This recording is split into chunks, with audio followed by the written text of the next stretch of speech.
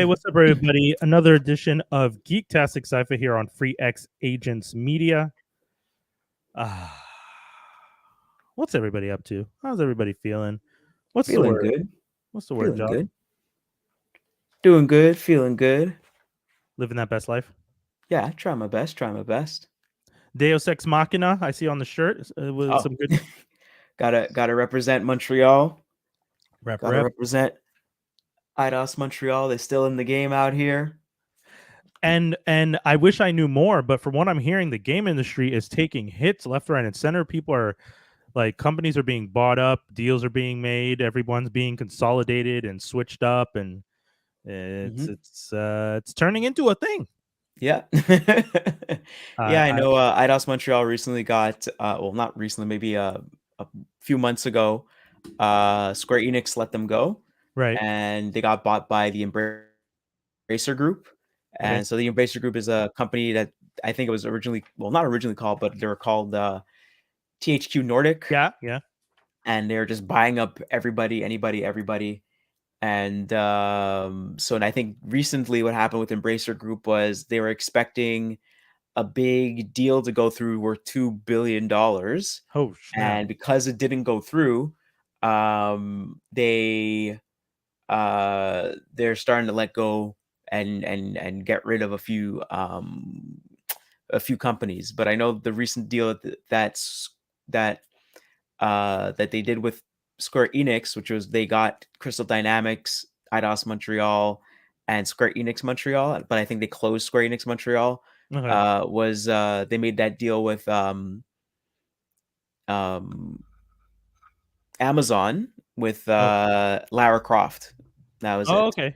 Yeah, so they're doing a game. They're supposedly doing a game, and then a TV show as well. Yeah, I think, Phoebe Waller-Bridge is working on a show, from what I heard. Yeah. All right. I mean, she just did Indiana Jones. She did punch-ups on Bond, and from what I understand, she said that what's her name? Lara Croft. She said Lara Croft was like one of her favorite characters. I was reading the article that she did in Vanity Fair, I think, where she was talking about how, Lara Croft is one of those characters that she's always really appreciated and really liked, and that's something that she, craved. When they reached out to her to ask her to do it, she was just like, "Do I want to do this?" And she's just like, "Could I go back and ask like little younger me before Lara Croft was all sexualized and it was just a character who did cool things and was having like amazing adventures?"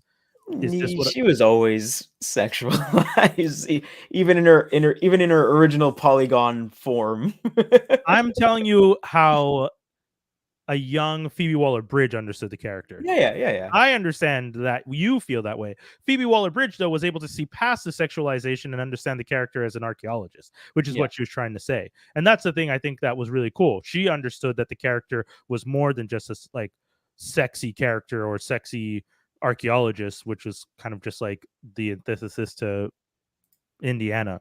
Like, it was something more interesting to do with archaeology, even though, let's be honest, the fact that archaeology is the thing we keep making video games about will forever be a weird thing to me. Well, I always feel like we want to act. Well, I mean, personally, I feel like we want to act like archaeologist too.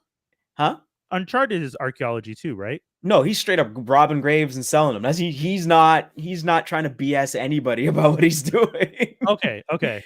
He's just the nicer of the two grave robbers. Of like whatever happens, he's always the nicer of the grave robbers. Or the other grave robbers like, "Yo, I'm gonna kill you. I'm here. Like, I'm a mercenary. I'm just here to get that money." And he's like, "Well, I want to get that money, but I don't want to kill anybody." But he ends up killing like everybody on the mercenary team.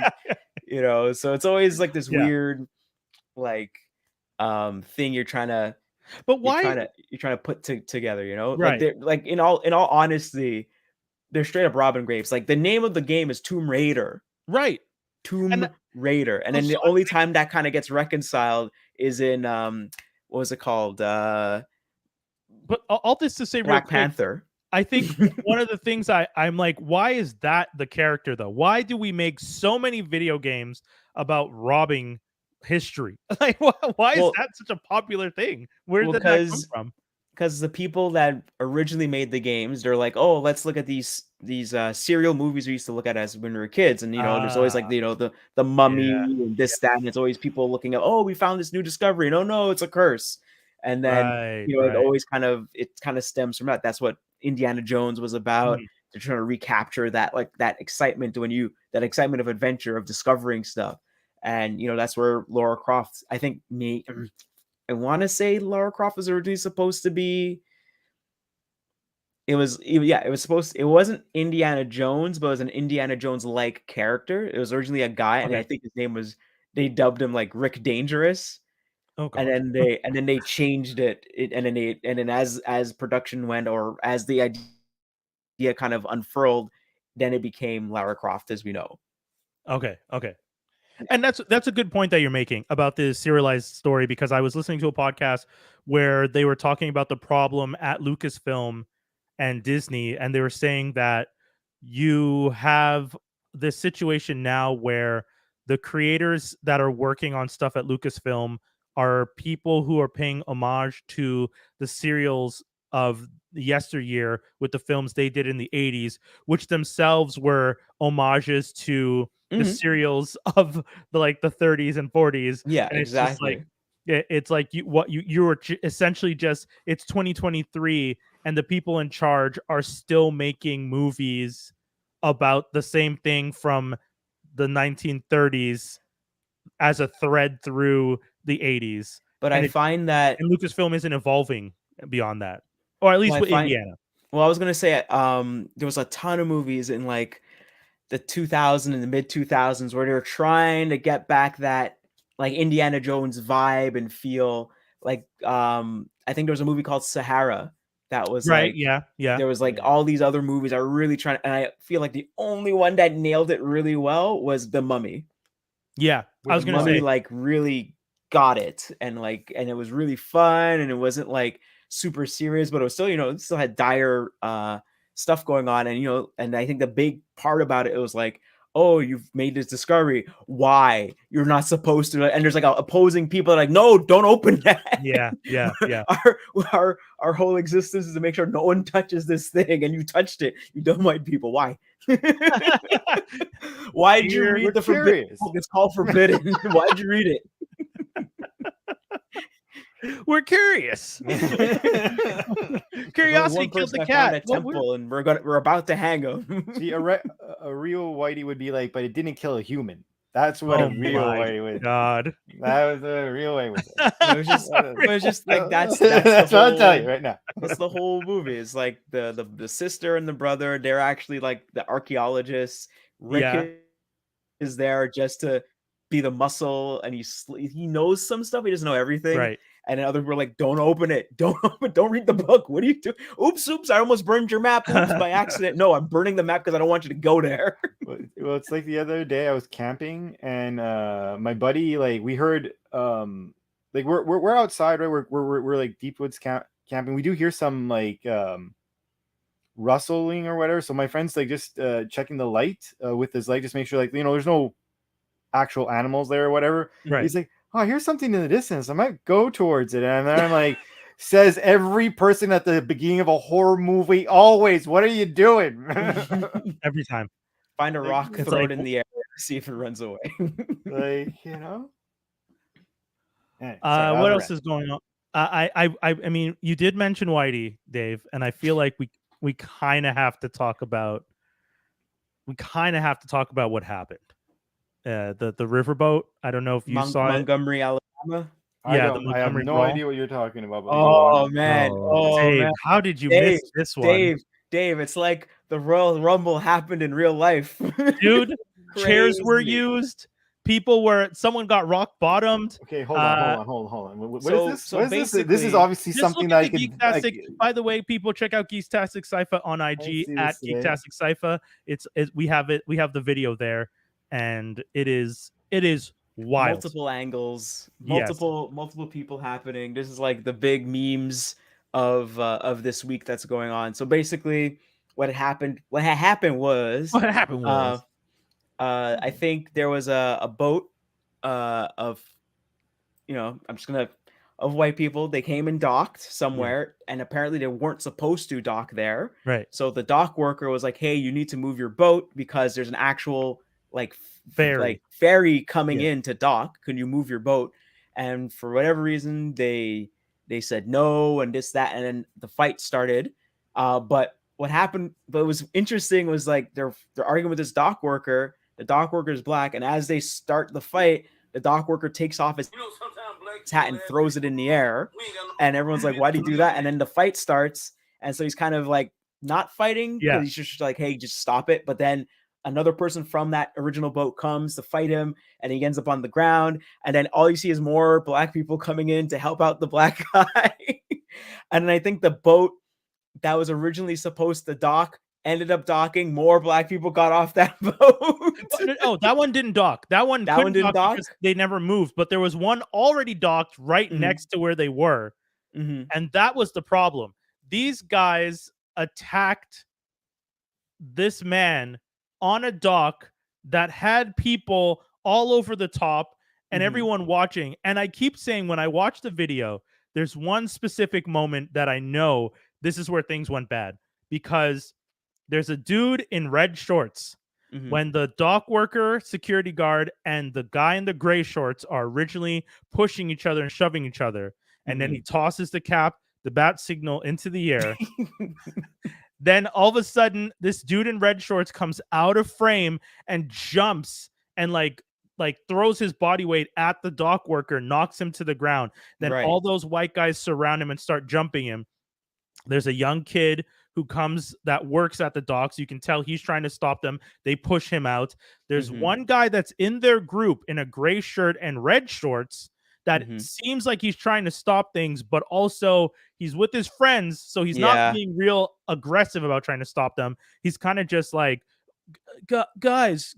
Yeah. And that's the red short dude who was shirtless, who jumped out of frame into frame. He's the reason that they all got their asses mollywopped. He is the reason, because if it had just been the security guard and original homeboy, like, I think most people would have let it play out the way it was supposed to play out. But it's the second they tossed him to the ground and they all jumped in, that's when everyone was just like, "Oh no!" And it gets wild. So all these other black people start coming in to help out the dock worker. But then what also happens is some guy from out of frame jumped off of the boat that the person's recording from and swims. A black guy is swimming to come help him.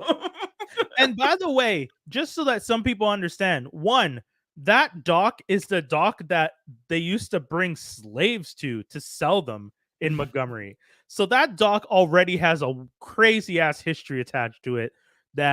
So when people are just like, to watch a black man jump into the water to swim to the docks to save his kinfolk against these white oppressors, like some of these things I'm seeing people write, making this sound like the most heroic battle in history.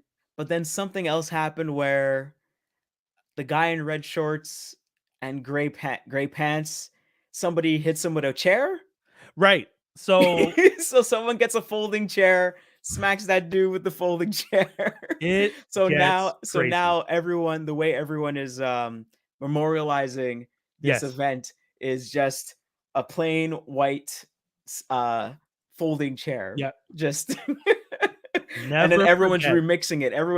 It's either, oh, I'm opening carrying right now, and they have a folding chair clipped to their side. There's a reenactment. At a pool. The one at the pool. So people reenact what happened at a pool, and they're just joking around. So white people, black people, just having fun with it. There's another one where someone did a pitch, like not a reenactment, but they dressed up as Malcolm X, looking out the window with the rifle. They replaced the rifle with the folding chair. There's one where someone has put a Malcolm X speech over the whole video, talking about how black people will unite if they continue to be mistreated by the oppressors.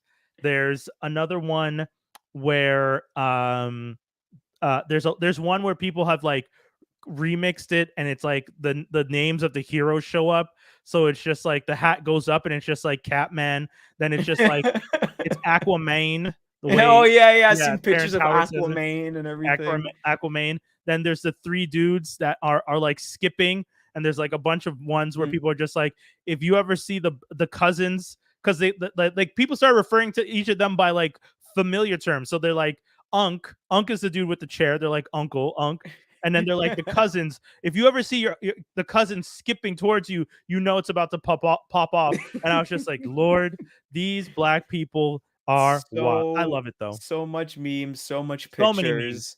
The memes. Someone fantastic. Found the post of the people from the original boat. Oh, going on a nice trip on the water, like moments before the fight broke out. Right. So a lot of arrests happened. Yes. Where are they now? Like, because I saw the news coverage where they're just like that they had like the police chief or something discussing how, you know, a lot of charges are being put out, blah blah blah, but they didn't say where, like, if they're being held. Or so I was wondering, I'm like, what's going on? What's happening next? Where is this going to be? I saw like 2 videos of white women talking about the event, and one of them was singing and laughing at the white people that were acting up and acting the fool. There was another one where it's this white woman from Alabama, and she's like, "Oh, we've got watercraft," and she's like about to eat in her car. Oh yes, and she's just talking about it, and she's like, "Look, you fucked around and found out. That's what happened to you. You shouldn't have done that. One of my favorite. Okay, so at their job. So don't do that." Dave has just watched the video.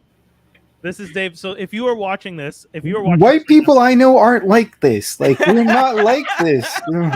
my favorite is someone put the Avengers theme underneath everything. Go dun, dun, dun, on your right, dun, and then people did another picture where they put the rings. Circles, the rings. They're coming out the rings.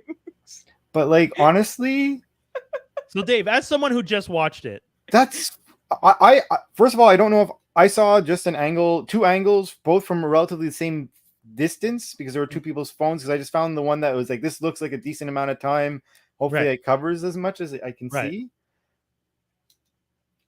I don't have the whole thing clearly with what exactly. Like, I know there was like, I saw pictures. I'm like, okay, so someone's swinging a chair. I didn't see the angle of swinging the chair thing. Okay, so that's unfortunate. Well, so I'll start it off. From wherever you were watching, it all starts with the fact that the group of that white family was hanging out, and for some reason decided to dock their boat. Like Jaws was saying, they docked their boat on the dock where the ferries come in with tourists who have been going around that waterway. And for some reason, when the security guard dock worker is trying to ask them to move, instead of just moving, they're just being belligerent to him. And he's really trying, because I saw a version of the video that starts way before they put hands on him. It's a lot of him like pointing at stuff and trying to make it clear, like, you don't. It would be like if a car was parked in the bus spot and the bus driver is like, someone at the STM is begging them, "Can you please move your car? This bus has to unload these people. There are people on the bus that can't get off the bus. They have to, you know, like the buses in Montreal can only lower so much. So we still need a curb. You really need to move your car." And then for some reason, someone in the car starts trying to attack the STM worker. Same type of scenario, except add a lot of racial history to a specific spot. Like, because again, that's the dock that they used to bring slaves into in Montgomery, Alabama. So it already has a historical, like, negative, like, connotation. But, you know, people of that community still want to, like, they want to move on and never forget, but also honor the history of that space. So they do ferry rides and they do historical tours and stuff like that. But then a bunch of this family of white folks just dock their boat and think, well, we could just do whatever we want. And it's just like, I mean, you could see, here's the thing. A reminder to people: you can do whatever you like, but there are consequences. That's it is what it is. It's not a factor of you can't do this. You physically can put your boat in a place you're not supposed to. I physically can park my car on the lawn if I want to. But guess what? There are consequences. Yeah.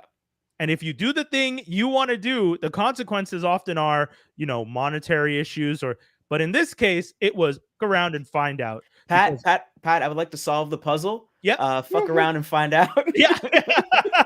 that was another meme.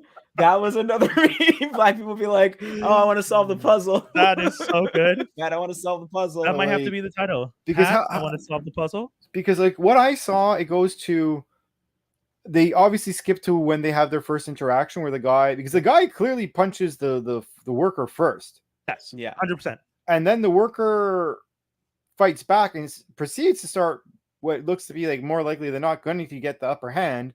And then the rest of his friends or family come and attack him. The problem with my video is that they like focus that after that's when the focus gets like kind of like lost, or it's just like because like the first angle I saw was they were focusing like on one person specifically, I guess, and it took away from like the fighting because it was like I think the guy that he initially beat down walked away, so the person was filming that person, and by the time they came back, it was like diffused. It looked like. And on one side, it's a video of like a girl videotaping it, but then she gets distracted because someone on her boat literally jumps off their boat and starts swimming and like gets out and then proceeds to like. So you saw Aquaman, as people are pronouncing it, exactly in the Terrence Howard way, Mayne. I saw that, but I didn't see there's a few other ones. Like I remember there's a tweet somewhere where someone like had that video you saw, and then like another one from another angle, and then another one from another angle. Right. Yeah. So there's a lot of videos of it. Because there was one image I saw that I haven't seen the equivalent video for. Because I saw one where it looked like there's a bunch of black. Sorry to say, like a bunch of black guys running down the ramp. You can. They're coming down. No, I know. It's I sometimes I never want to think it's better to say African American, but apparently that's even worse now. So it's like no, it's not worse. I don't. The black African American. You know which ones you shouldn't say? The ones you don't think of, which is perfect. Cool. I wasn't even going to say that. The fact that you've never thought to say the other ones it means we have moved past them, because I know when I was a child, people would still sometimes say it, and they don't say it at all anymore. I've said it on this show as a joke, but ultimately, black and African American are both acceptable. African American, though, I will point out that a lot of Brits and Canadians will correct you because we aren't Americans. Or I guess technically Jaws and I could be North Americans, but when you're saying African American, they don't tend to mean African North American. Yeah, so I find it kind of goes like, then you get into the minutia of it, where it's like you're Afro-Canadian or are you Afro-Caribbean, and just like, I can't be bothered. I say I'm Caribbean Canadian. That's how I've described myself to people. I'm Caribbean Canadian. Yeah, but it's just like, that's too much. I didn't see. Exactly. When does someone get hit with the chair? So there's a third part to the video where once one of the other side where one of the fairies is, it seems like people are like running back and forth. Mm-hmm. And at one point, one of the shirtless guy, for some reason, the shirtless guy who originally started it. Yeah. And the guy in the gray shirt with red shorts, who again, I think may have been trying to de-escalate, but because he was stuck in the situation, could not find a way to do so. Because every time I watch the video, I don't see him striking people. Whereas the other people, I see them actively striking people. There's like the woman in like the light blue dress with the cap on. There's one point where she jumps off the little boat back onto the dock because they see the two employees like pushing the daughter down, or I assume a daughter, like a younger woman. And the woman in the blue dress jumps off the boat back onto the dock. And instead of trying to pull people off, she runs in and throws the punch as she's running. And I'm like, well, ma'am, if that's how you are trying to get back into the swing of things, people are going to start kicking your ass again. Like, you were on the boat away from people and you jumped back onto the dock swinging, you're going to start getting struck. So for whatever reason, when people move back to the side, there's one part where this guy is like fighting with everybody. This black guy in a white hat is like holding the shirtless guy and pushing him back. Then the girl in the red shirt with the red hat starts like attacking him. And then a bunch of black women pull her off. And then, that was one of the best ones. But then out of nowhere, I really don't know where the chair came from. But you just see this dude with a black shirt take the chair and just like I saw wrestling style, just full force in the middle of the frame. And I had a moment because the first time I saw the video, I only saw that part. I didn't see the beginning. And I was just like, guys, stop snitching. Like we are filming this. Don't stop. Turn the camera away. Turn the camera away. You can, because now you're full on showing the chair coming down. And then the guy goes over and hits the woman on the head with the chair. And I was like, it's like, oh God. Pan the camera away. Pan the camera away. We need to have a social media class about how not to snitch while filming these types of events. However, I don't condone violence, by the way. That's something that we need to remind people, because some people have been like, and you know, TikTok has been pulling the video down because it shows a lot of people getting like hurt, and I understand that stuff, and I'm not condoning violence. I'm condoning the consequences of your actions. That's what it is. Because sorry. No, go ahead, Dave. I was just going to say, because most consequences do not need to get to that point. Right. But for some people and for Right. some things that happen, yeah, it's the only way the message gets through for some weird reason.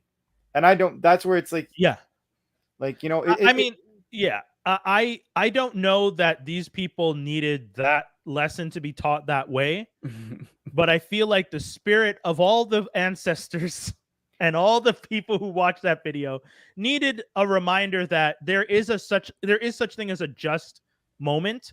And if you and a group of your friends jump a security guard for doing their job, and then the galaxy, the universe, the cosmos, however you want to identify the energies that be, decide we need to balance that out immediately by letting all y'all get your asses whooped on camera in front of the world to see, and then the unified chant of the people of the world enjoying this, black, white, red, but brown, all of them. I have not seen a video of anyone saying, oh, well, that was just unfair. Every video I've seen, and that might just be because I'm, as they say, what is it when you're in your own circle?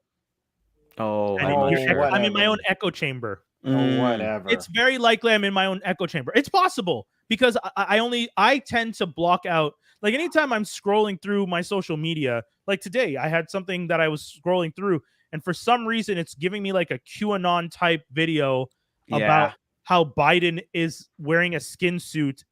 It's not real. These skin suits are getting really good, and they're showing people wearing like makeup on sets and like skin suits, and then they're like showing Biden, and they're like, look, his forehead, it's fake. And I'm just like, and I just clicked not interested. Yeah. So if I do that every time, there's a good chance it's going to limit the type of videos I see where people are saying, oh, those black people overdid it, and I think it's offensive that they assaulted those innocent, that family just didn't understand, you know, like. No, I there's no way. If you're someone who is because like, look, this is the facts that you know. There's a guy who's at work. Right. His only job is to make sure that people adhere to the rules. Right. He has the proper designation. Right. Even as someone who has, I do have a boating license. I'm not saying I'm the most avid boater. I got because like I was going with friends, and you know sometimes you do want to do that, and they were, you know, humble flex. Yeah, you know, you got to do it that way. But I like that. As it's like, got a boating license. I understand the game. I nautical law. Let's go. Yeah. And like that guy has like, you know, say, like, you know what I mean? Like it's not, and especially I imagine for the States, I imagine it's even stricter. Right. Oh yeah. I'm sure. So like, and for sure, those people, they knew what they were doing, or like he clearly was explaining to them and pointing this and that to say like, hey, like there was an escalation. It's not like he just like mouthed off to this person, get the hell out of the no, you know, like from what I've shortly seen and what you've described, if the concept is a guy went to work, it doesn't matter real quick skin, culture, anything. Dave, real quick for me, as someone who has a boating license, if you docked your boat in the wrong spot and security came up to you, and I'm going to add this because, and I'm not, this is not me trying to excuse the assault on the guy that worked there. But let's say the person came up to you and was acting wild rude, wild crazy, calling you names. Would you put hands on them? Even if like, first of all, no, because we're not barbarians. That's my one. Even if they spoke out the side of their neck, like the most disrespectful, but they ultimately still work there. It's the fact that they put hands on this man that I'm like, what are you doing? Because like, to be quite honest, like if anything, you're like, you're like, who are you? Because if anything, I'll report you. That would be the better thing to do in this scenario. Because like, let's also be clear. If this person is doing that to me and I had my boat, I'd be like, I would be nervous that like this guy might go crazy and do something stupid to me or my boat. Right. Like, you know, if they're, I'm saying if they're going buck wild, you know, like I would be worried. But let's be honest. I'm partying. I docked my boat. For sure, at least one or two of those people were drunk already. Right. You're going up to me. You're saying, dude, you have to move.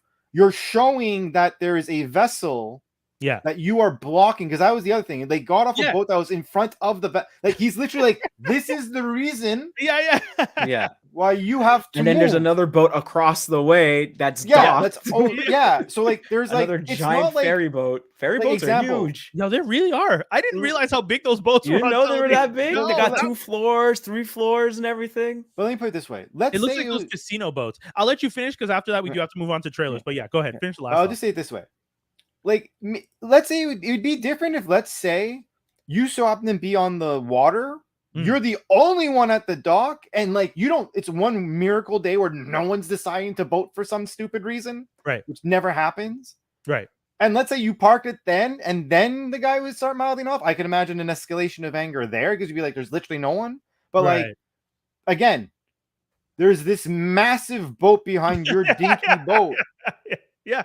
Well, that's why I use the analogy of the bus at the bus stop, because that's one that I feel everyone can understand. If you're on a bus and there's a car blocking the bus's ability to pull up to the curb, it's very easy for all of us to be like. Can I ask you, Brian? Yeah. As a driver, do you just park at any light you wish and leave your car in the middle of the lane just because that's a parking spot because there's a red light from time to time? Like I said, we live in a world of consequences. I could do whatever I want. I could park there, but I know there's a consequence for me doing that. And that consequence is usually monetary issues. The other consequence could be a bus driver who's a really big dick and blocks my car in. You know those bus drivers that park the bus at an angle so that you can't even back your car up to get out to try and get away from them? No, because you're not supposed to be there. Yeah, you're not supposed to be there. So I'm going to lock you in here until I'm ready to leave. And that's the thing. Anyways, we have to move on to the next segment. We have a bunch of trailers that we want to talk about with you guys. Jaws hit us with some a great list this week. First one on the docket, we have the Spy Kids Armageddon. Spy Kids 5, I feel like. I can't say. I'm not. I don't have a skin in the game for Spy Kids. The last one was Joel McHale and Jessica Alba. Oh, yeah, I think so. Yeah, so that was Spy Kids 4, if I'm not mistaken. And so I think this one is supposed to be continuing, technically. I guess. I'm not sure. I think there's... Because I know this one is America... What's her name? Ferrera, and your favorite person ever, Chuck / Shazam. Oh, Zachary Levi. Yeah. Or Levi? Levi is Levy. Yeah, sorry. So he's the dad. Oh, God. And I never watched Spy Kids ever, so... I actually, I had the Spy Kids 1 on bootleg. Not even. You're not really selling it, right? No, I'm just saying, I'm being honest. I had Spy Kids 1 on bootleg, and for some reason, I don't. So I used to have a Connect that used to hook me up with like decent quality bootlegs of like theatrical release films. And for some reason, Spy Kids was one of the movies that I ordered from them at the time. And I don't know why, but I had this bootleg copy of Spy Kids for the longest time that sometimes when I was bored, I would watch that. I would watch my bootleg Matrix 3. I would watch the bootleg Wolverine Origin. That was the working copy. So it didn't even have the effects. Why would you watch that? It didn't even have the effects. You're just used to watching trash. What are you doing? Now you just go pay for it. Thank you. I appreciate it, though. This is why I have such a high tolerance for BS in theaters, because I would watch the work edit copy of movies like Wolverine. Dude, it's so bad. I know it's bad. I saw it too. Everyone saw it. It's terrible. Saw it. There you go. It was so easy to get. The Wolverine Origin one was so good because all the stuff with Deadpool in it is so bad without effects. Because all it was ever good with effects? I think mean, it's it's good. better. I think it's good with effects because I Yeah, remember the it's better. worst part about that movie was where he cuts up the sink and he looks at his claws, and for some reason they didn't give him practical claws. He's just looking at his fists like, "Oh, my claws!" And when you see them, they look bad. But Oh, everything man. with Deadpool wasn't too bad. Like it looked Except like for they the fact that it spent was money and Baraka time or on that. whatever from Mortal Kombat. Yeah, dude. Honestly, I I love. don't like to talk about that movie. That movie. I gets love. me. I'm telling you, watching the bootleg copy of it where it's like grainy and at the end it's like effects go here. Fantastic. I will never forget watching that the first time and enjoying the fuck out of it. But all that to say, Spy Kids, like it's so good, but so bad. It's for the kids. It's for the kids. It's like a power fantasy, right? You know, oh no, my parents got caught. They can't do nothing. Time to go help them out because I know what I'm doing and they don't suspect me. Like that's the whole power fantasy of it. Horrible. The next one we have is The Kill Room, which Samuel L. Jackson needed this because Secret Invasion was horrible. And he needs something to kind of erase people thinking about Secret Invasion. Although he looks exactly the same as he does in Secret Invasion. Filmed around the same time. Yeah. Probably. I wouldn't be surprised. I like the beard in this one better as opposed to the fake beard in Secret Invasion. Not sure why they made him grow a fake beard in Secret Invasion. Don't know why he looked like trash the whole way. But yeah. But this trailer looks pretty cool. I like the Joe, what's his name? Magnanello. Yeah, Mr. Sofia Vergara. Yeah, Sofia or X because they broke up. No, yes, you didn't know. Yeah, divorce or divorcing. Best Macho Man impersonation. Oh yeah, yeah. I'm being. Look it up. It's really like he loves he's a big old nerd. Not to he's 100% a nerd. He's has one of the most popular D&D games in Hollywood, from what I understand. Like but people he loves comics. He loves wrestling. Like big nerd. There's a story about him meeting Macho Man for because he was Flash Thompson in the Remy Spider-Man movies. Right. Yeah. And so he got to meet him, but like Macho Man was getting oiled up. He wasn't really listening to him. He's like, "Oh, how you doing, Slash?" That's so sad. But he was just so happy. He's like, "Oh man, I was so freaked out when the superpowers broke up." He's like, "Oh, this guy knows his stuff." Yeah, I mean, this movie looks cool. They're trying to figure out how to launder money. She has an art gallery. Uma Thurman has an art gallery. Oh yeah, Uma Thurman's character has an art gallery, and in true comments, in true art world fashion, the conversation is about what is art. Is this art good? And is the value of art just what we give it? So when they're trying to launder the money and they're telling people, you buy this painting, that our person gets a percentage, we clean the money, blah, blah, blah. Because his pieces start selling for so much, his name becomes more popular. So people in the art world start recognizing him and being like, oh, well, I want to pay attention to this guy. Can I interview him and stuff like that? And it's just like, and and from what I understand from the trailer, early on, he is just painting bullshit. It's not really, So, Bad I like it. Yeah, I like it. And it reminded me of Velvet Buzzsaw. I think it's a Jake Gyllenhaal film that came out not too long ago on Netflix. Similar conversation about what the art world means and the value of art in this industry. Something that comes up a lot. So Exit through the gift shop as well. Yeah, there's a few of them. So it's interesting. But Sam Jackson looks great in this as usual. Uma Thurman, fantastic as always. Little Pulp Fiction connection there going on. Right. I thought that was Pulp cool Fiction, too. Kill Bill. Yeah. Sam's in Kill Bill? Yep. He's the organist in during the wedding. Yeah, very, very, very small very moment. Brief. Right. He always gets Tarantino always lets him get him. And get it's in funny because the filming of it, I was like, hey, this seems a little Quentin Tarantino-esque, some of these moments in this trailer too. So I was like, oh, it might just be because of their interaction. Yeah, just seeing them kind of reminds you. That's fair. We got Archer, the final season trailer. FX. I know a lot of you fans out there are really excited. You love this show. I gotta say, it's still impressive that it's been going on for as long as it has. The art style became a style of its own, which is something that I think really cool, because we've talked about that, Dave. You were saying that you didn't. Is it the Superman stuff that you don't like because you say I wasn't a fan. I have not been a fan. I've not been a fan of most of the newer DC stuff is because to me it's just not my cup of tea. I'm not saying it's a bad form of art. No, that's fair. But like I've just not been a fan of it. And the thing that kind of sucks is like I've seen some Archer episodes. I do think Archer is funny, but the irony is like I've been delaying watching it for so long just because the sense of I just never had the time, and now it's like it's the final season. I feel like an idiot. I mean, like, how many seasons is it now? 6. I wouldn't be surprised if it's okay. That's maybe it's more. Oh no. It might be more Archer seasons. Because this is the final. What? This is 14? 14, yep. I was gonna say 10, impressive. But no. Yeah, I said 14. 6, so I definitely. Yeah.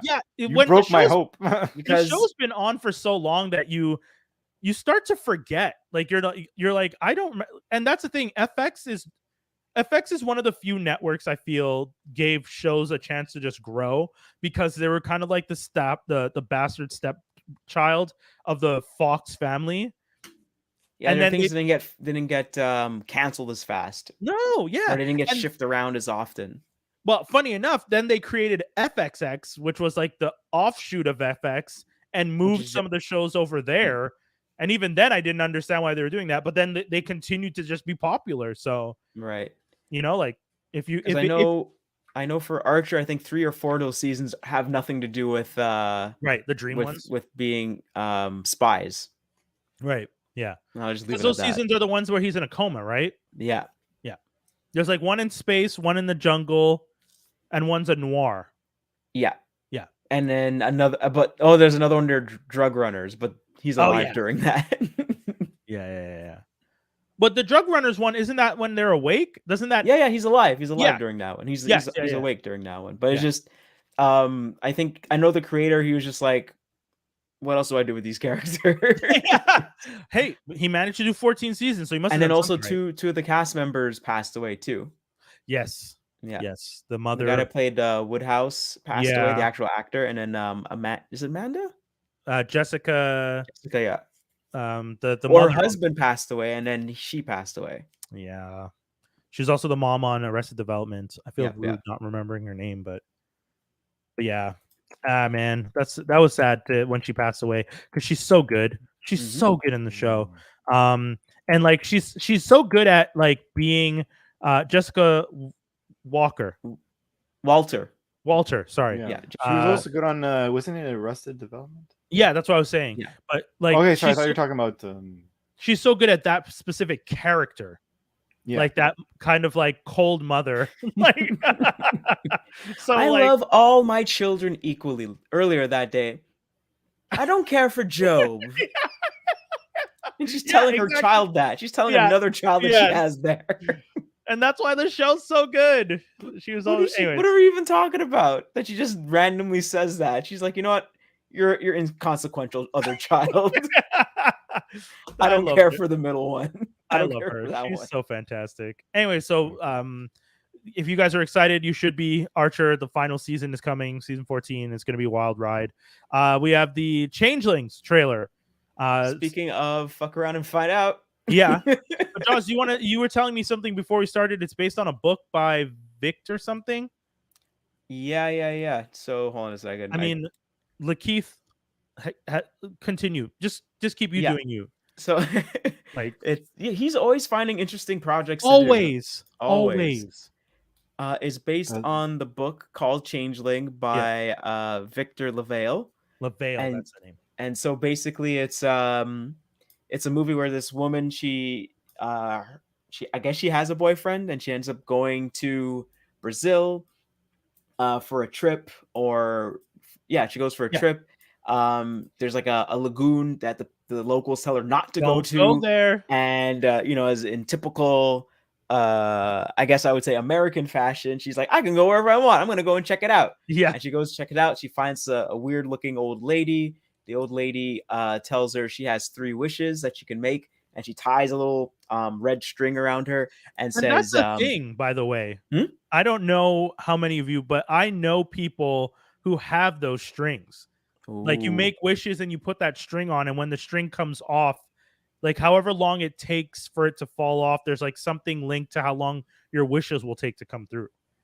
So I find it, when I saw that, I was like, oh shit, I've seen that thing before. Anyway, sorry. And gypsy crazy shit, but anyway. Right. They're like, yeah. So, Well, based but off of obviously, Yeah. obviously, when the woman like ties it to her, and she's like holding onto her wrist really hard, Yeah. and she pulls away, and then the woman like laughs at her, and it's like, this ain't gonna go good. This reminds me of Thinner. Remember Thinner? Yes. That reminds me of Thinner. So there's that. What's his name? Lakeith. Lakeith is like the boy that's been trying to get with her. They finally they finally hook up, and she tells him the story. And I guess he says, I'm gonna make sure your wishes come true. And he cuts the ring, the string off. Again, when I saw that, I freaked out because I know also that it's considered bad luck to cut them off. Well, there you go. So on their own. So you're giving us the Yes. underlying stuff. Yes. It is considered very bad to remove those like it's supposed to fall off from just like you just have that string and it just naturally falls off one day and you're just supposed to be okay with that. You're never supposed to pull or cut them off. So they end up getting married, they have a kid, and then all the weird spooky stuff starts happening. And that's what we got to look forward to. Lakeith with another spooky one. We're here for it. We're here for his like weird vibe. People were like hinting he should be Joker, so he has that kind of energy that people, Willem Dafoe, him, like those actors that people are just like they should be the Joker. Have to have a specific energy to them if the public is down for it. So I'm down for whatever he's doing these days. We have the Continental from the world of John Wick. Finally, yay! Another trailer. I thought my friend was joking the other day when he told me that Mel Gibson is in this. It was always known that Mel Gibson was a part of that. I totally got guys. There's a good chance that I try and erase Mel Gibson from my mind sometimes. No, like full offense to Mel Gibson. You've done some shit. And I don't know how comfortable I am with some of the things you've said and done in the past. And I know we're supposed to figure and forget because people grow and change.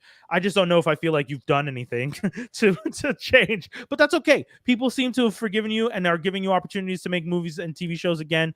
And let's see what the Continental is. But I did say this last time, and I'll say it again. I didn't want a period piece. Very disappointed. Oh no, I'm enjoying the period piece. I like the fact that like the two black people, they get into like karate stances, and I'm just like, oh man, blaxploitation vibes. Oh, right. I love it. I just was never. I'm not one like because John Wick is so fun. I am down for the Continental as it is because they've made the world of the Continental so big already. Where like for anyone who hasn't seen the last movie, spoilers, but we're still going to the different Continentals all over the world. And like that to me seems like a vibe. Like, tell me these stories. It's 2023. We have multiple Continentals around the world. The table is still running shit. Do I really need to go all the way back to the 70s? Also, can we give over the 70s? At least go back to the 90s. But it's not a Continental story, right? It's a Winston story. They're calling it the Continental. That's the thing. Because what you're asking for is what Brian is asking for, right? Is what I also wanted. Right. I don't mind. Don't get me wrong. I am also very content learning how Winston became how he was because he's a very interesting and complex character. But if you're asking me which one I would prefer, right. But now again, there's also a possibility that this could also be a preview for getting that more in-depth show at a later time, because maybe it's also a certain way of being like, you guys think you understand the rules because you've seen 5 movies. But this is like the rules. You're going to go back 50 years to build me up to the rules? Again, give me the Do 90s. Let's do 30 years. I don't need 50 years of history. Also, you'll never even get through 50 years of history. Like, I feel like a lot of stuff right now is doing a lot of 90s things. And so it might depend on who's the creative team behind it. Who's doing the 90s these days? You never know. The new Ninja Turtles movie, Transformers Rise of the Beast, like... Every time the new Ninja Turtles movie isn't set in the 90s, is it? I thought they're using a lot of music from the 90s. They're using but the movie itself is like, don't they have cell phones and like smartphones and stuff from this era? I'm not sure. I haven't seen it, but it's just the trailers is just okay. Is it they're out using already? Tribe Called Quest and I think stuff it's out like right that. now. So like the vibe I'm getting is like But fine. But then let's do the 90s now. Why am I going back to the 70s? Because we got all these costumes and we're not using them. Because when I was a kid, inventory issues, bro. They can't afford new shit. When I was a kid, we were already using. Oh, I know why. It has to be story reasons, because all the time, the only reason you would set something that far back is because something can be settled by a phone call. Oh, that I understand, because I was our cell phones are basically Superman and the Hulk, and you have to remove them from that whole thing, or else they would just run roughshod on everything. That does explain why. That's one of the reasons I actually really like steampunk type shows where cell phones don't exist. Like it's like a futuristic steampunk type era. Cell phone doesn't exist, but like everything is still somewhat set in the future. Like Warrior Unicorn, where it's like you had they had flying vehicles. They have cars that can do kind of cool shit, but also it's set in this really old Victorian style England. And I'm like, yes, let's do this. But yeah, I don't know. All right, yeah, I guess cell phones do fuck up everything every once in a while because they ruin the action movies. To be honest, if you think about it, like action movies, the second technology got to a certain degree, you're like, okay, well, a bunch of spy films are a lot harder to make believable now. Yeah, just cracking the code is not like what would ripping you off say? someone's finger. And can you think of a movie that if you could add technology from like back in the 70s, 80s, 90s, you could add the cell phone and the story could actually still work? Oh, that's still work. Ooh, yeah, that's too hard. I was gonna be like, wouldn't work. I'm like, this is easy. Technically, Die Hard doesn't matter. Yeah, okay, that's a good one. Sure, he would call people to tell them that they're there, but like he's still in a hostage situation. Yes. I was thinking of something like that, or like, because do we have cell phones in Speed? Yeah, we do have cell phones in Speed, right? Yeah. You have cell phones all the way back in Lethal Weapon 1, I think. Oh yeah, because he has that clunker. The big chunk, the big those hideous case. Those don't count. I mean that era doesn't count. Not everyone. I'm just saying it does exist. Has one of those. Yeah, for whatever reason Jaws they use is saying. Yeah, Jaws is essentially saying, in the grand scheme of whether or not someone could communicate while on the move, as much as that was an uncomfortably large device, they could still technically call someone, which I agree. But yeah, I was thinking more like cell phone, where like we have smaller now. But even now, if you had like Die Hard and you gave him an iPhone like 10 or 14, whatever, if you gave him a smartphone, I don't even know why I'm using iPhone. I don't like iPhone. 15's coming out soon. There you go. But if you gave him like a Samsung Fold, shout outs to Samsung Fold. Hit me up, Samsung. But if you gave him like a smartphone like that, it's not like the movie changes. Like those guys are still communicating. They have walkie-talkies. Guess what? They're not using walkie-talkies. They're just using a talkie app on their phones. Maybe all the maps are on their phone. Right. You can get out of somewhere really quickly. But it's funny how like some movies, like it's completely solved. Like for example, Rambo, the first Rambo. Right. Oh, where they just call to find information about him? Well, it's more like, think about it. If Rambo is given a cell phone, he calls anybody. Yeah, true. What the fuck is going on? People are hunting me down. I'm going crazy. Why are these people hunting me? Help me. Yeah. You know? That's funny. Like, help me. Yeah.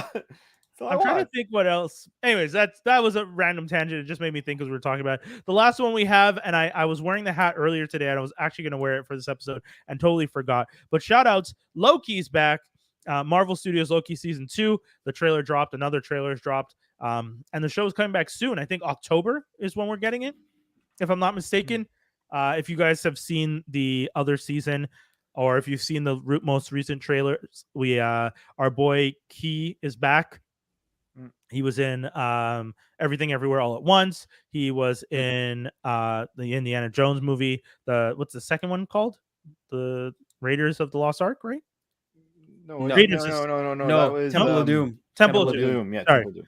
So he's in Temple of Doom, and now he's joined the Marvel family. So I guess he's still in the Disney family though, because But I'm looking forward to it. I'm looking forward to the character he's playing. I think Ubi is what people call it. Obi. Obi, yeah. Obi. And I actually don't know that character. the only thing I was surprised about is the angle that they're going with. Oh, yes. Like the general, like I was there, I'm like, okay, this is not like this is a real you problem. Like, like I don't know how to describe this, but like you're just going through you fucked around with too much and now you're just being spliced around. Yeah, you're glitching. Yes. Yeah, like and if you are the what's the bad TVA? copy? No, but remember they always say that there's like you're not the copy that should exist. Variant. The variant. You're the variant that's not supposed to exist at all. Right. Then who the fuck cares if you're glitching out? Like I'm sorry, like that's my thought process. Not to say he's not a nice guy, and not to say he's not like a good Loki now, but he might be worth saving because he knows stuff that other people don't know. Because he remember he's the only one that has been to the end of the universe and has the knowledge of what happened there, and then gets pulled back into a different universe. He doesn't even know which universe he's in at the end of the first season. It's true, because what's his name doesn't recognize him. Exactly, and nor the girl, the security head security girl. So you have Loki in this situation where he's like, he doesn't belong. He definitely doesn't belong in that one at the very least. Yeah. But that's the thing where you find out that there's like, we knew there's different TVAs. We understood that there's, or at least. You thought that? I thought TVA was a kind of like a central node that they stood out of time. My thing with the TVA was in the season 1, when they're in the library at that one point, and they look out into all that vastness, I kind of thought of it as like there's different. Have you guys ever read the Magic Order, the comic book? Dave, I think you've read it. Yeah, well, I read with you. Right. You know, in the Magic Order, how there is a central hotel that everyone in time can go to, and you're not allowed to interact with anyone at any other table. But it's everyone from throughout time has, or any of the magicians have the access to that hotel. That's how I thought of the TVA.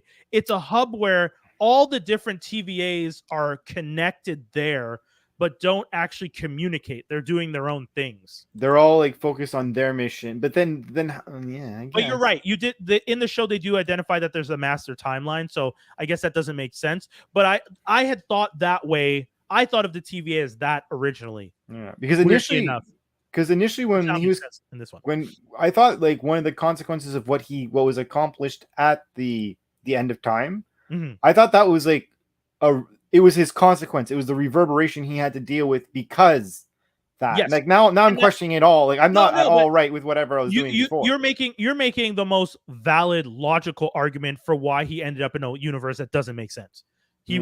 Whatever happened there when Sylvie pushes him back with the watch, because the timeline has started to split, he gets pushed into whatever random timeline, as opposed to what I'm saying, where there was always technically random timelines, but that wouldn't actually make sense. But that's kind of how I envisioned it originally, because I kept thinking of that like Magic Order type thing. But again, that could also be true in the sense that like it could evolve to that concept easily as well, right? Like that's the thing that's sometimes fun about when you're doing if you're doing time paradox filming or storytelling.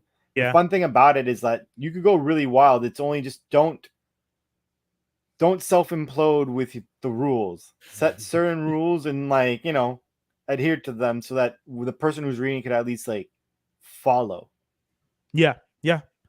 And speaking of Mark Millar, because I was talking about the Magic Order, the Ambassadors Volume 1 paperback is coming out in 1 week, August 15th. The reason I mention it is because I actually thought it came out today, but I'm very excited for that. So the Ambassadors Volume 1, which is one of Mark Millar's latest ones. Also, I mentioned a couple weeks ago that he's working on the sequel to Wanted, which is going to be like big game, and that is coming out at the end of the year.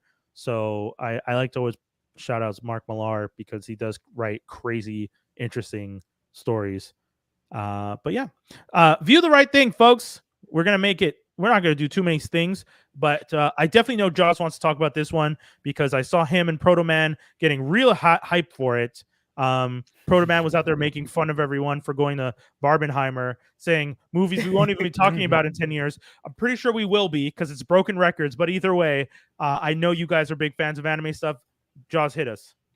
All right, so the movie we got to go see was the first Slam Dunk. It's based off of an anime and manga called Slam Dunk. It's basically about a high school called Shohoku, who are trying their best to be the best in Japan, the best high school basketball team in Japan. And so you kind of go through their trials and tribulations of this ragtag group of people, and them just kind of coming together as a group of like all these misfit guys, some people that don't even know how to play basketball, which is like the original main character, Hanamichi Sagaragi. He's got the red hair. When he starts committing himself to basketball, he cuts all of his hair off, and he becomes like the expert. What is it called? Rebounder. So this series originally came out in the late 80s, early 90s as a manga, and the creator was definitely heavily influenced by Inoue. Sorry, I'm going to pronounce his first name really bad. I'm so sorry. Takehiko Inoue. The original series came out from 1990 to 1996. So, and he also did another manga series called Vagabond, just really great art and everything like that. So basically the story is about this basketball team. One of their captains, the captain, Agagi, is his last year on the team. So he wants to make this big push to really make it towards the finals and like actually like complete his like personal dream of making it to the finals and winning the finals, hopefully. And as the series goes, they start building up their team. They start getting people that used to be part of the team and left. And so this movie, which is kind of coming out 26 years after the last showing of the last episode of the series. I was going to ask because I remember the original series was also popular. They kind of used NBA team references for the jersees, right? Yes. And the Bulls were really popular. Like the Bulls were the inspiration for theirs. The main. Yes, exactly. So basically, for this team, their colors are white and red and red and black. So it's just think of Bulls colors. It's exactly that. One of the big one of like the new superstar rookie named Kade Rukawa. He's basically MJ. But like he's more like straight and like I don't talk to nobody and just pass me the ball and I'll score it kind of thing. The other character I mentioned, Hanamichi Sagaragi, when he cuts his hair, he's basically Rodman. Are they drawn black or are they drawn Asian? So certain characters are drawn Asian and they got more spiky hair and more like normal looking hair. And actually the characters actually look drawn to proportion. They're not super crazy and hyper stylized, but like I said, the captain, he's a giant tall dude and he's like half black, half Japanese. Like you see his dad, he's the coach on another basketball team and everything like that. And but you see his sister and she doesn't look mixed. So but like the way the captain's drawn, like he kind of has biracial women. But the way the captain's drawn, he kind of has lips on him. So there's and his haircut is definitely like a high top because it took place in the 90s. Right. And his character design is based off of Patrick Ewing. Oh, okay. Yeah. Okay. So like there's a lot of inspirations for different characters here and there. So in this movie, basically it's them on their run to becoming the champions. And they're facing off, I think it's like the second to last match they have, and they're facing off against, or second or third to last. So they're facing off the champions for the last 2 years. So Shoho or something like that. Okay. And like these guys are all good and everything like that. And so they're just having a really tough time playing against them. And interspersed of this whole match, which is quote unquote like maybe like a high school match would be like about 2 hours long. Interspersed through that, there's like a personal story of this team's point guard, my favorite character, Ryota Miyagi, and you find out about his home life and like how rough it was, and like his dad passes away, so it's him and his older brother and their younger sister kind of have to help out the mom and take care of the mom, and then something else happens and just more trials happening to him and just coming to grips with stuff. Him and his family just kind of trying come together and everything. And then also what I thought was pretty cool is that they intersplice other parts of other characters from the series. So like you'll see bits and pieces of like, oh, this was happening back in the day, and this is why they have this relationship, and these other guys are having this kind of relationship, and he was a part of the team, and the movie is set how far after the series? The movie is not set far after the series. It's kind of set back into the series. So the series, the way the anime, so the manga finishes. Right. Well, not finish. It doesn't finish completely, but like it does have its final arc where they're going off to the finals. Oh, okay. But and then it just kind of ends and it stops. Okay. And then the series, the last arc they have is that they're going to fight a super team, basically made out of all the guys they fought before, and all the all-star players of those teams they're going to play them in a match. And then the series just kind of the anime just ends basically. So this kind of follows more of the manga where it kind of goes back a bit. Okay. And then it kind of also jumps ahead, just like at the ending, it kind of jumps ahead into the future. Which is pretty cool. So one thing I thought was really cool about this whole match and everything, like you could have not watched anything. You could have not heard of this anime. You could have not read the manga. You could jump in and you would kind of pick up what's going on. Green, right? Yeah. Yeah, you can go in green and blind, and like you would kind of pick up, okay, and then they'll come back with like a flashback. I can tell you, oh, this is what's this guy was going through, and this is what this person was going through, and stuff like that. Right. Which is the smartest way I feel to make something like that. Because if you're going to do it, like you said, 26 years, almost 30 years after the series, the manga has ended also some long time ago, I assume. Mm-hmm. And so the franchise itself, which I find interesting, you'd want to make a movie about this when there's like, it's cool because you have the IP and there's a bunch of people who would probably still be interested in it, but it's just at the same time you are rolling the dice on an it's like, and it was when you saw it, was it's subbed, I assume? Yeah, so I saw it subtitled, but I do think there's a version of it that you can see that is dubbed. Okay. So I thought for some reason when I bought the tickets, I thought the version that they were going to show was just gonna be straight Japanese and we would understand nothing, but I didn't think about it. Okay. And then I was like, oh wait, and when I looked it up, I was like, oh no, it was actually dubbed, but I kind of want to see it subbed because I'm just like when me and Proto Man were watching it, to me it felt like I was watching fan subs at his place back in 2000. Just oh man, you're like it just felt that good.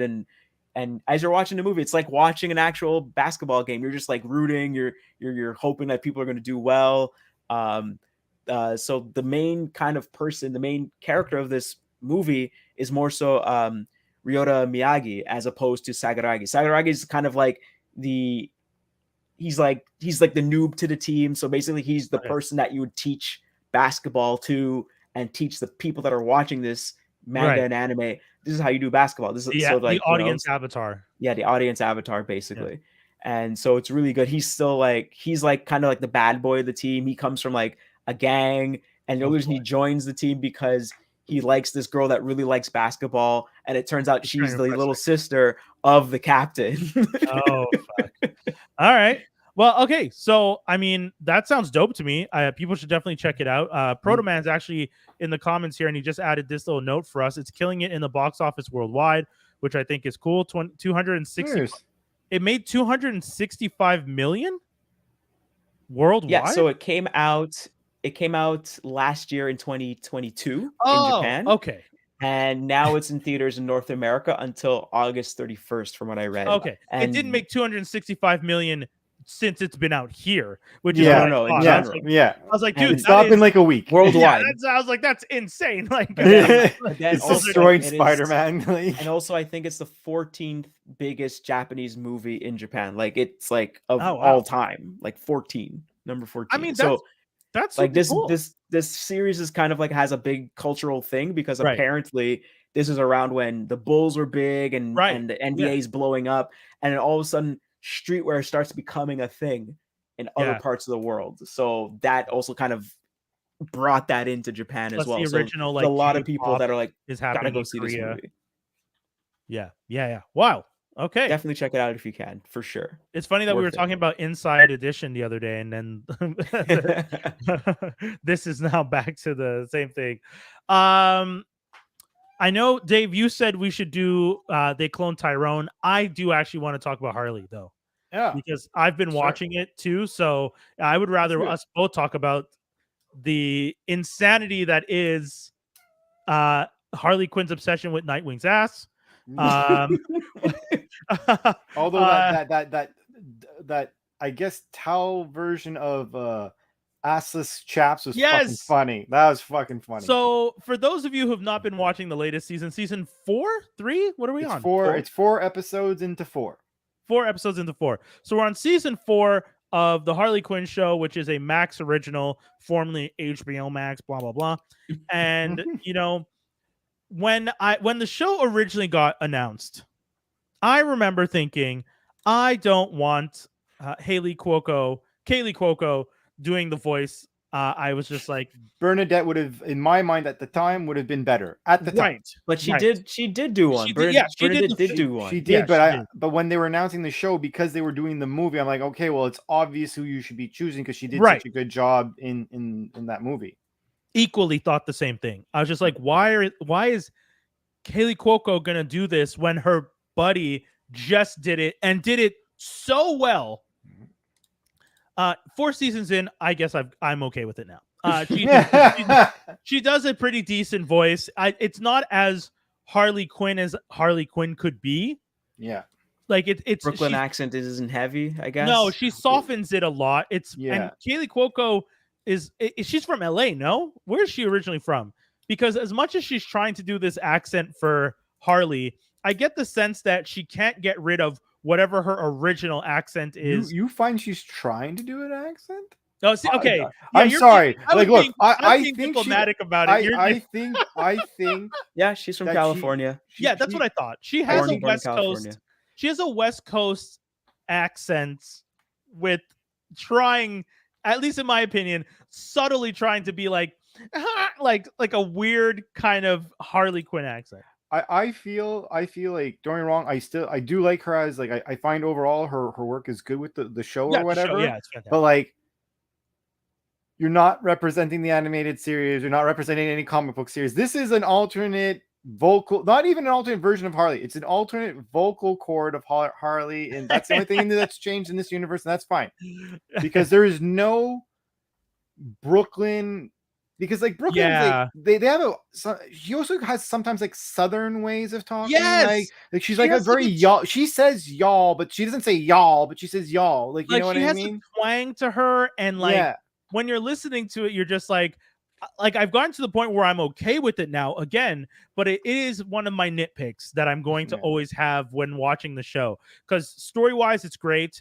You know, Clayface coming back one of the most recent episodes was so funny. You know, King Shark is hilarious. Shark, I fucking love him. I was cracking up at the things he was doing.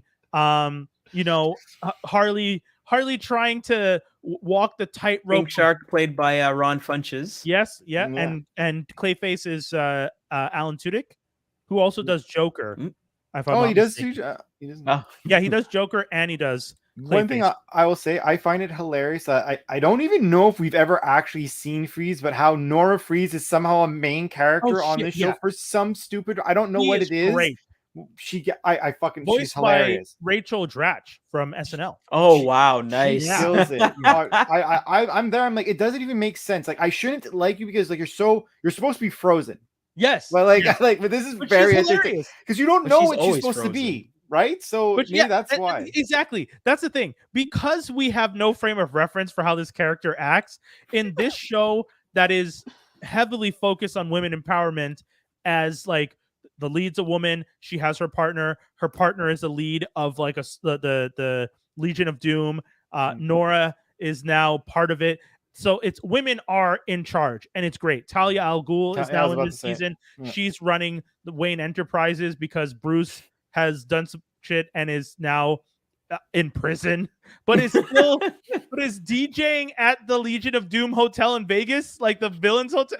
Anyways, the show is crazy. But all this to say, because you have no idea how or who Nora is as a person, when you watch it and you get this Rachel Dratch crazy kind of like initially a sex pot, like she's kind of like really horny for like doing stuff, but then later on it's kind of like she finally kind of calms down and it's just like doesn't need to while out as much. She just likes to be, she just when she first shows up this season, it's just like, I just come here to use the bathroom. Wow. Like, what? Like, what are you talking about? Yeah. She picks up checks because she's still owed like a pension from what's his name, Mr. Because she Freeze. was frozen because of him or whatever. Right. But like the joke is that she's in the bathroom with Poison Ivy, because that's the women's bathroom that only Poison Ivy is using, because she's the only woman in that whole section of the executive floor of the Legion of Doom now. And that's the joke that Nora uses it. She's just like, oh, I use this bathroom when I'm here because it's always clean because no one's ever in here. And you're like, okay, that's so it's just stuff like that. You're like watching the show and you're just like, where is this show trying to go?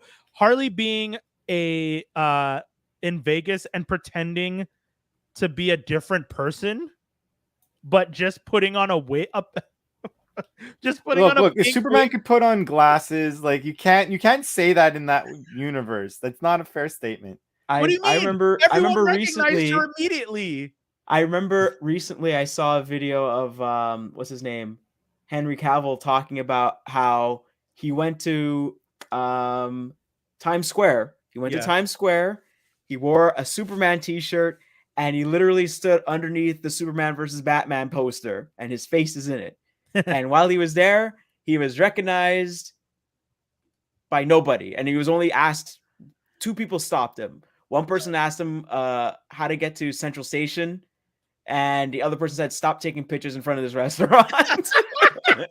You know, it's funny because I feel like most people would assume if they see a celebrity, oh, this isn't that celebrity. Why would they be here? Like trying to understand celebrities in the context of the same space as you is kind of a weird thing. Unless like in Montreal in the summer, you're going to bump into celebrities because we have a bunch of festivals where celebrities come through. Yeah. In New York, you should assume you may potentially bump into celebrities because you're in New York. It's New York City. A bunch of stuff is filmed there. But when you're a tourist in New York hanging out in Times Square or whatever, and you look around and there's Henry Cavill and you're just like, that can't be Henry Cavill. Well, also, when you're in Times Square, you don't want to ask somebody. But you run the risk of them being like, okay, well, you took a picture of me, give me money. Right. Yeah, and Dave, I don't know if that's the point you're trying to make, but it's also New York. It might not even be him. It might be a lookalike. Because it's also New York is such a fast-paced place that, and there is so many celebrities and things in New York that draw celebrities to it. I imagine people who live here to a certain degree just don't give a fuck. Yeah. I mean, a lot of like you're Henry Cavill. I saw Jack Nicholson yesterday. I've seen the Joker. You're just Superman. But I mean, so back to Harley Quinn. Last episode I saw, the Joker is kind of touching back into some stuff. Is that the last episode, or is there one? Yeah, that was the last episode. Which I was like, and the only thing that sucked is because it's been a while since this is actually the first time that the show's been a decent distance between seasons. Because season 2 to 1 was like less than a few months, I remember. And then the other one was like less than a year, and I think this one was a little bit more than a year. This one was a little longer. Yeah. So I don't recall I recall the Joker conning to be mayor so he could get away with shit.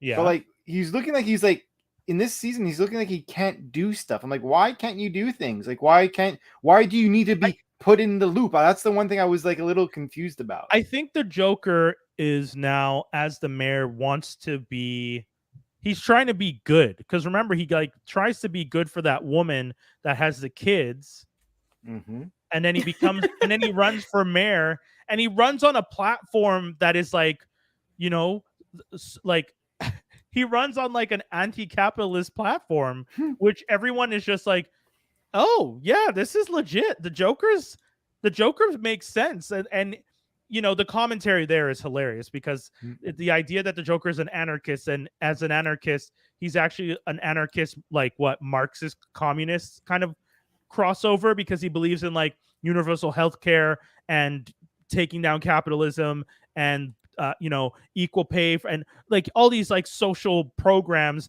And you're like, well, you're the Joker. And he's just like, well, I don't believe in murdering people. I believe in just everyone having at least a basic life or basic income. And you're like, what the hell? And then he wins. He becomes mayor. He beats Gordon, who was being backed by Two-Face. So you kind of get the sense that, things are kind of crazy. And then Two-Face shows up. I just have a quick question. Sure. So it seems like, so you said that he's being good because there's like a woman and she has a kid kind of thing. Yes. Is that in relation to the movie Joker? Was that no? I don't think that's what they were trying to do, but it would have made sense. No, because this woman was just because at one point he forgets he's the Joker is the thing. Yeah. So maybe it's more like him. It's his old personality coming back. Yes. It might supersede it.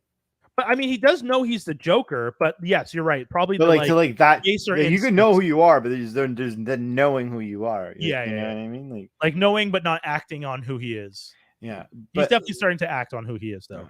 But for me, the only thing, to be honest, although there's been good interactions with the Bat family and all that, especially they really lace into Dick Grayson a lot. Oh my god, so much, which Nightwing is really funny. Is getting the fucking edge of the every joke.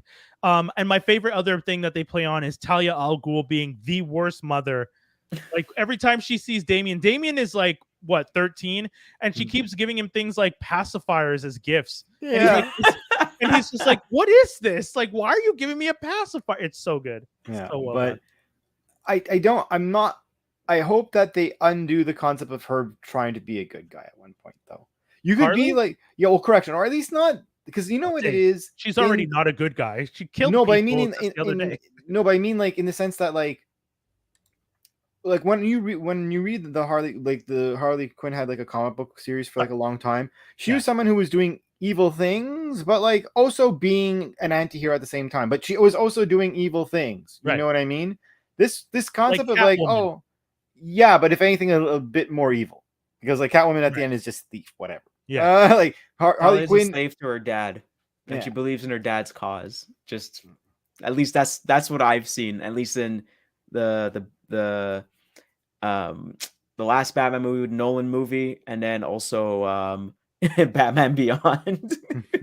That Harley Quinn is a slave to her. No, Talia. Talia. Talia's a slave to her dad. No, they're definitely trying to make Talia more of a villain now. Oh, they make her independent. Because I don't think do we even see Ra's al Ghul? I don't think so. No, okay. Not right. But for me, it's just I want the experiment of her being on the Batman team, like how they are right now. If you want to do your own, I hope the outcome is you guys suck. You guys aren't letting me do my own thing. Some people deserve to die. I'm going to become my own PI. That's what I hope the outcome is, because I don't want this. I don't want this long term.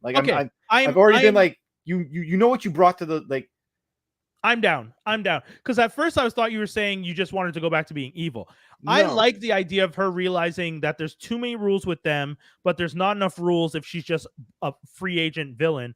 But a detective of her own accord sounds like a cool angle. I'm down for that. Yeah. Because that's what she essentially is in the comic book. Well, sorry, that's what her own personal comic book. Okay. Essentially, she had things she did, obviously, and she had sources of income. But every week it was there's this mystery or whatever. It was this is, and sometimes when you do the mystery thing, you do bad things, and sometimes you do good things. It depends on what happens. That's. I'm down for that. That is fair. Yeah. That sounds cool.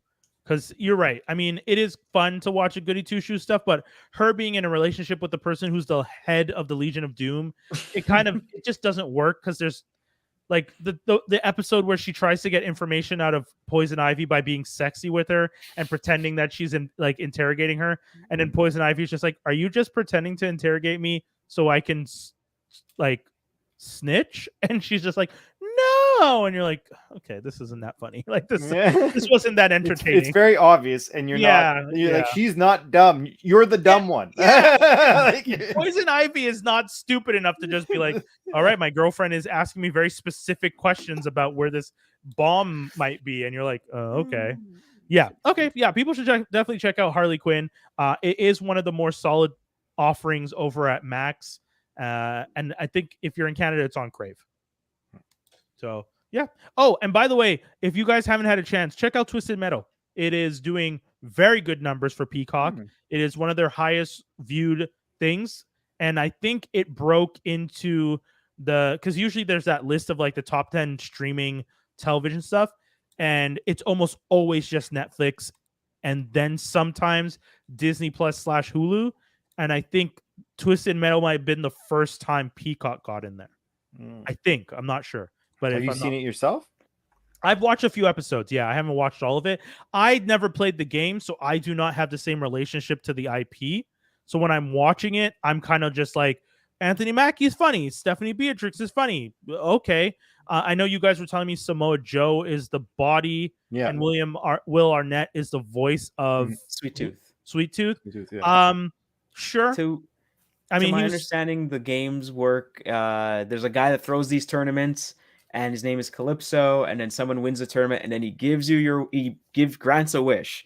But it's always a monkey paws wish. It's always like, oh, you got your wish. Oh no, it's not great. Twisted Metal. So that's my understanding of the series in general. But I don't know if that's similar to what's going on in the show. The show, Anthony Mackie is a messenger in a post-apocalyptic world. So there are cities that are built, like walled cities. But if you want to get stuff from the walled cities, you need messengers or milkmen, that's they're called. And he's a milkman.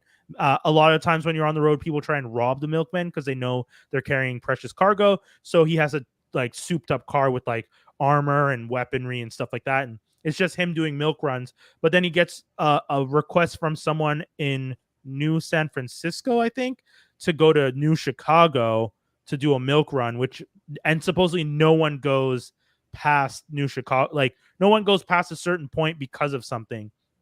And that's the story. It's him trying to get to New Chicago from New San Francisco. And Sweet Tooth runs what appears to be Las Vegas.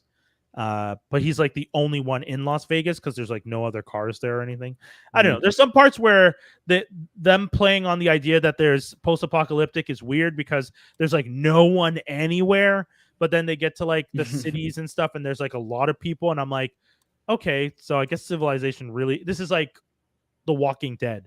Whereas I would expect some people to be out in the wilderness a little bit, but right. And Thomas Hayden Church, right, the guy who played Sandman.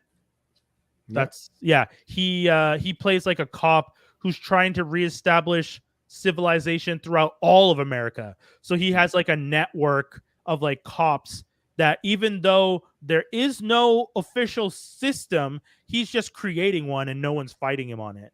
And he's kind of a foil to some of the stuff that Anthony and Stephanie's characters are up to. So that's about it. It's check it out. I'm pretty sure that's actually a character from one of the games as well. Maybe, yeah. It's interesting. For news, we'll keep it short. Lionsgate deal to acquire E1 from Hasbro for $500 million. Funny enough, I just saw an update for this where this might be delayed because Lionsgate's and the Stars property of Lionsgate's that they're supposed to separate, they're now waiting till the end of Q4, which is the end of the year, to do that because of the E1 acquisition and a bunch of other stuff. So this is still going through, but it might be delayed a little bit based on what I was reading. Mark, I'm trying to read his name. I don't want to read it incorrectly. I'm going to zoom in a little. Sorry for you people who are watching me. Mark Marglos. Mark Margolis? Mark Margolis. Yeah, let's hope for the best. Yeah, we're sorry if we got that wrong. Our apologies. But the actor who was in Breaking Bad and Better Call Saul has passed away at the age of 83. He was also in Scarface, I think you guys were telling me. Yeah, he was in Scarface, and he was also in Ace Ventura: Pet Detective. He was his landlord. His landlord. His judgy landlord. Yes, Satan. Yeah. Oh. So RIP to him. Our condolences to his family. He played some amazing roles, so it's always sad to see someone pass on. Disney to raise streaming prices as CEO Bob Iger warns of password sharing crackdown. We all knew it was coming once Netflix did it, that everyone was going to start doing it.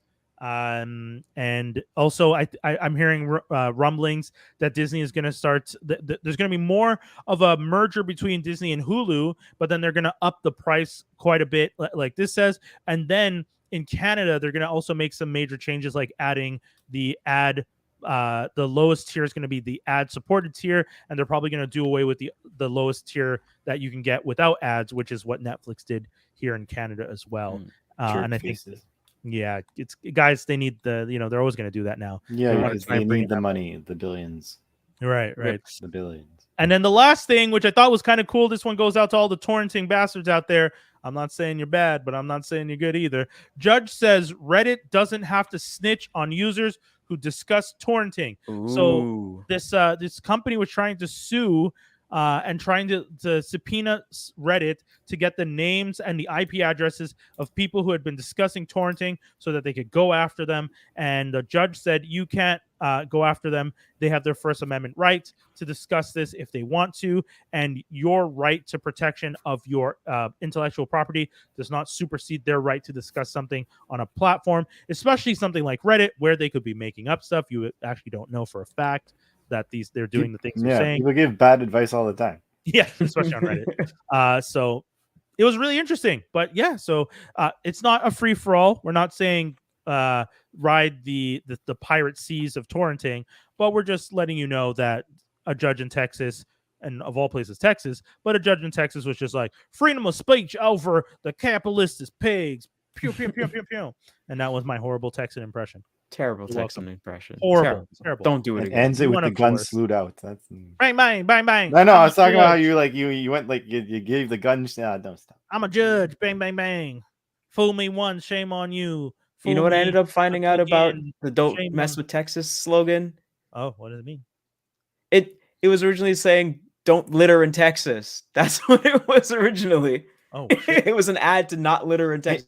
It was a guy trying to recycle, and instead you breeded inbred assholes through a common cause. No, I'm just saying that. I think it afterwards it got used to like don't mess around in Texas. I would just like to point out that I was told actually quite good impression of a Texan. I feel empowered to do it again. Bang, bang, boom, boom. No, don't do it in Texas. That's hilarious. Guys, that's the whole show. That was another edition of Geektastic Cypher. Hopefully you guys had fun. We'll be back with another one real soon. And you guys can always follow all our stuff at Geektastic Cypher. I haven't thrown this up in a minute, but twitch.tv/Geektastic Cypher. And then you can also subscribe on our YouTube, youtube.com/FXA Media. And guys, that's the whole show. Anything you want to say to the beautiful people out there, Jaws D? Go ahead and check out Transformers Slag podcast on YouTube. And that's it. We out. Peace, everybody. Peace.